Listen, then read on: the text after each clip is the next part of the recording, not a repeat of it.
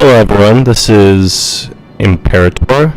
Today I just wanted to upload the second multiplayer online battle I did for Medieval 2 Total War. So I'm going to go ahead and fast forward through the deployment phase so we can get into the nice epic battle that's about to play out before your eyes. So as you can see, I went as Milan. And now that the deployment phase is over and the battle's kicking off, I'm going to go through the army comps real quick. So, if you watched the last video, I played as the Venetians. I went really heavy on artillery, gunpowder, and stratiots. So, this game I decided to go a little bit more conventional with my army build. I guess this would probably be more like what you would see on the competitive scene for Medieval 2, at least I would imagine. Not 100% sure. But anyway, I've got a lot of these really tanky Genoese crossbow militia. Probably should have gone with the Genoese crossbows. I'm not sure why. Like the ones you recruit from the castle. I'm not sure if that would have been a better call or not. But anyway, regardless, the militia are really solid. They're really great long-range missile units. They've got the shield at the back, the Perfidious, to protect them while they, rain hell down at people. They're long-range missiles, effective against armor, and on top of that, they're really competent in close combat. So they're great. They're gonna, I think, give me the edge in any skirmishes, and if worse comes to worse, they can always handle themselves in melee, at least for a bit. So my opponent, I'll get to in just a second while I continue going through my army build. So I've got some pike militia, 3 or 4 units of pike militia, just because they're pretty competent, and they're pretty good at supporting the line, warding off cavalry, while I can use my other heavy infantry to do the real damage, and my cavalry obviously for cycle charging and trying to get those morale breaking charges from the rear and the flanks. So in terms of heavy infantry, I've got the dismounted broken lances, I think is what I went for almost entirely. I may have some men-at-arms. No, I think it was all dismounted broken lances and pikemen for my infantry corps. Yeah, that's what it looks like. And in terms of cavalry, I went with the broken lances because they're pretty cost efficient. Unfortunately, they don't have a shield, but so maybe it would have been better to go with like Knights Hospitaller, the Knights of St. James. I forget how you say their nickname. And then just a regular army general. Moving on. So he's playing the English, and he's got a lot of longbowmen, which at first glance is kind of scary, but then the Genoese crossbow militia with their Perfidious, they'll hold up really well, and I think they'll beat the longbowmen in the skirmish just because they have that shield to protect them from arrow fire. He went with a lot of dismounted English knights, and which is good. I think he should have gone for, because looking at his army composition, he does not have any armored swordsmen. I think those would have been a nice addition to the English knights instead of the heavy bowmen. Because heavy bowmen are a two-handed unit, so they don't. Due to how the game is balanced, two-handed weapons are kind of at a disadvantage. Even when you look at their stats. So it would have been better to go with armored swordsmen since they're pretty cheap and they're really great dependable infantry.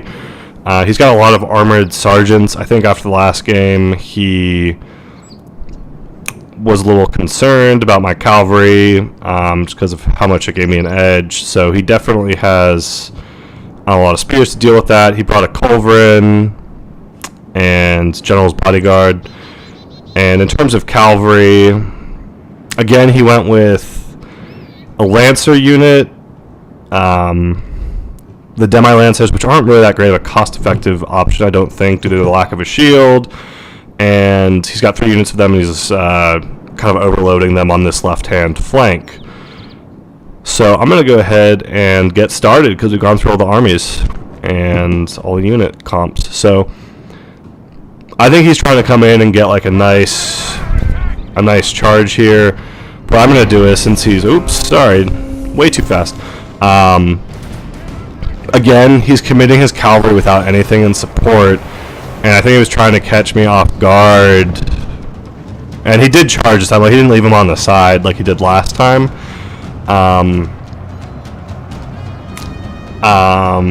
But yeah, I think setting them in, like he did a much better job flanking around now, because he did get in around the back to hit my general was able to intercept him while I moved militia over and get these broken lances ready up for cycle charge. Should have charged a little sooner. Probably occupied elsewhere. There we go. Lances coming down, going in for a charge, and that was really disappointing. Yeah, the charging in Medieval 2 is a little finicky at times, which is unfortunate, but still getting that flanking bonus and the dismounted lances. I'm not sure, based on their stats, how they wind up in hand-to-hand combat. Neither of them have shields, so imagine it's pretty comparable, and with my surround effect on him, that's not going to be a problem.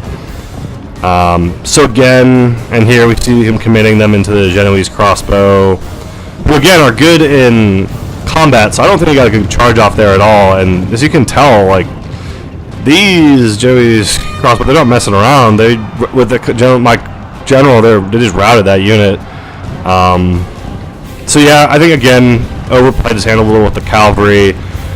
In this game, he does have the culverin, and I have no archers. I think that was from artillery fire there.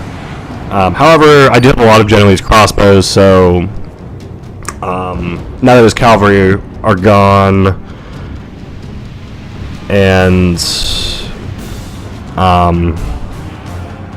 now that his cavalry are gone, I think it's gonna be a pretty good situation for me, especially since I have a pretty nice hill advantage. If I come down, it's a little, I think it's sloped a little in my favor.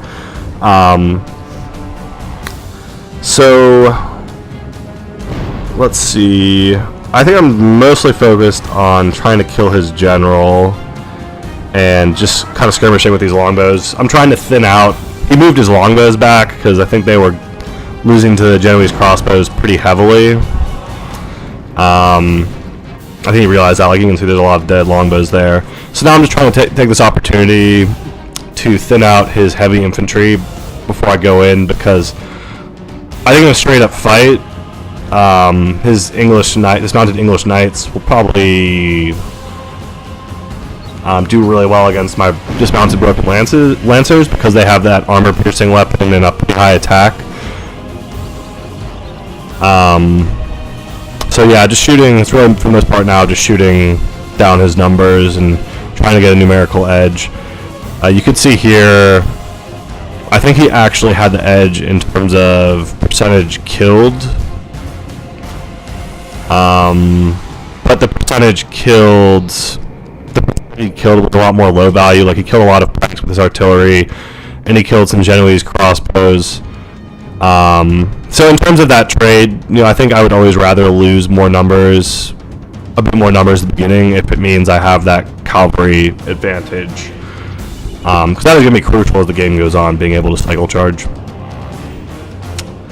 And yeah, so let's just speed up a little bit while I get into position. I'm just focusing again on thinning out his infantry numbers, and as time goes on, you can see I'm starting, I'm not really taking any losses because he didn't want to commit his longbows too much. Now I'm moving forward, and yeah, my Genoese crossbow, they got really beat up, I guess, by the longbowmen. I still have a good amount of them, though, and they're really peppering their heavy infantry. He tries to come in with a charge, and he does get a charge off. I think actually, but again, the Genoese crossbow are pretty sturdy. Like, I'm surprised. Like, any other crossbow unit in the game probably would have routed there, but they stood firm. And so now he wants to force the issue, because I think he realized he's losing. Yeah, he's losing the skirmish, and I'm just whittling down his heavy infantry numbers. So I'm gonna pull back here, Not fast enough there, unfortunately, but not too much damage done. I'm going to come in with some cavalry, slow him down. I'm going to nice charge in, and then pull back. And now I have my largely healthy frontline troops going to come in.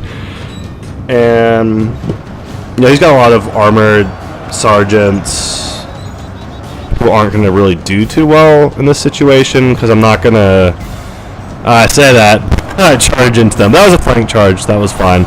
I don't think they have as much utility as he was expecting, and they are pretty expensive units. So yeah, I still have my Genoese crossbowmen back here. He's got his longbowmen firing, and once I break this right flank here, which is going to happen any second, there it goes, that opens up all of his longbowmen, which, these are just the regular longbowmen. It looks like they might have one arm upgrade, I'm not sure, but they're not really going to be able to, they're just going to get annihilated by my broken lances in general, once I start messing around chasing and charge into them. And once the longbowmen, yeah, there we go. And once the longbowmen go, it's pretty much, I'll have my Genoese crossbowmen still. Now let's just zoom in real quick, and you can see how these broken lances do. Yeah, he's just instantly routing these, coming in from behind. The dismounted broken lancers are coming. I came around since his, this flank is just disintegrated for him. At this stage, it's pretty obvious, at least to me, that I am going to carry the day in this one. But I think it was better played by my opponent this time. He didn't make. I think he still made a mistake overcommitting his cavalry at the beginning, and just enabling me to clear them up, because I just surrounded them, and then. He got a few charges off, but I had that late game cavalry advantage, which is, crucial. And yeah, that's it. I think it was a fun battle. I think it was a bit closer this time. I was a little worried at the beginning of the battle, because if you look at the percentage allies killed, enemies killed, there was a time in the battle where percentage allies killed was 32%, and his was at 25%. And if you look at the end results, I only lost 5% more of my troops, and in large part that's because I was able to cycle charge my cavalry again. So let's go through the battle statistics. Don't want to spend too long on this and bore you, but let's just look at the casualties inflicted real quick, which I always love doing after the battles. And these broken lances did some work. The Genoese crossbow militia all did work for the most part. This guy only got 8 kills, but that was probably because I messed up with microing them or something. And infantry, not a lot of kills from them. It's not like the Venetian heavy infantry last time. Both of them had 244 kills. It's for the most part just low numbers, because they were just holding the line while my cavalry came around and did the damage. Yeah, and prisoners caught. Pretty good number of prisoners from those broken lances, and yeah. So this was a fun battle. I appreciate my opponent playing against me again. It was definitely a fun 2 games, but yeah, that's it. Let me know what you think. What I could have done better in that battle, and if you'd like to see anything else, on this channel, just let me know. I'm happy to field requests if I can. So I'm gonna stop recording now, and hope everyone has a good weekend, since I am recording this on a Friday. Alright, thanks everyone. Take care.